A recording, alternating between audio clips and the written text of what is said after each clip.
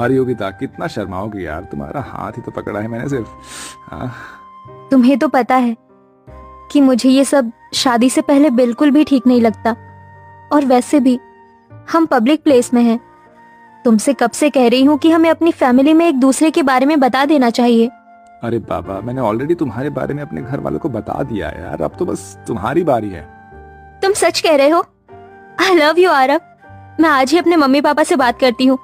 योगिता आरव एक दूसरे के साथ पिछले 2 सालों से रिलेशनशिप में थे।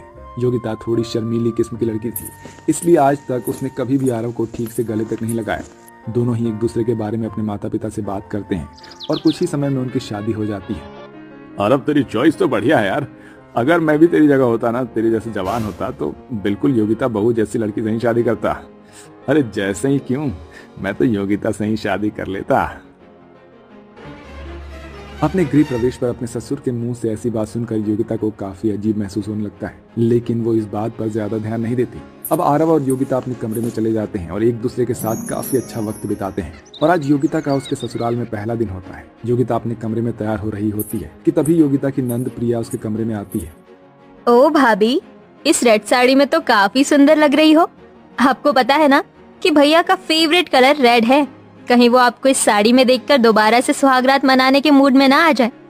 वैसे कैसी रही आपकी फर्स्ट नाइट? प्रिया, ये सब तुम कैसी बातें कर रही हो? मैं तुम्हारी भाभी हूँ, कोई सहेली तो नहीं। भाभी, ये तो बस नॉर्मल है। बताइए ना, क्या क्या किया आपने रात में? आने वाले कुछ समय में मेरी भी शादी हो जाएगी। आप क्या अपनी नंद को टिप्स नहीं देंगी?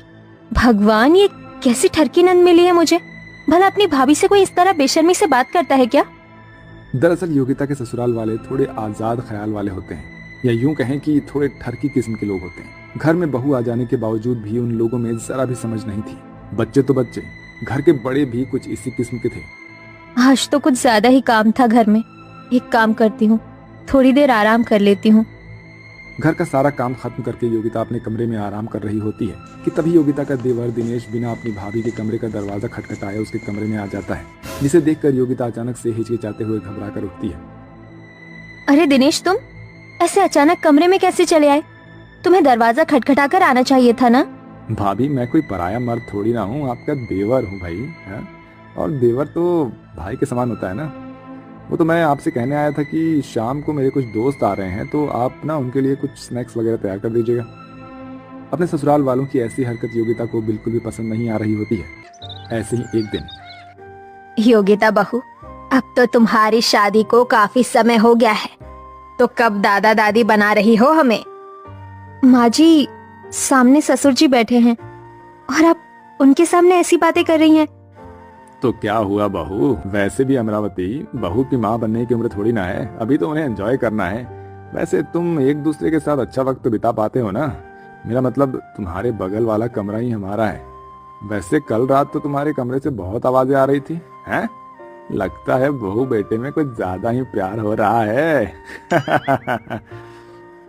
अपने ससुर की ऐसी बातें सुनकर योगिता शर्म के मारे पानी पानी हो जाती है और भागते हुए अपने कमरे में चली जाती है।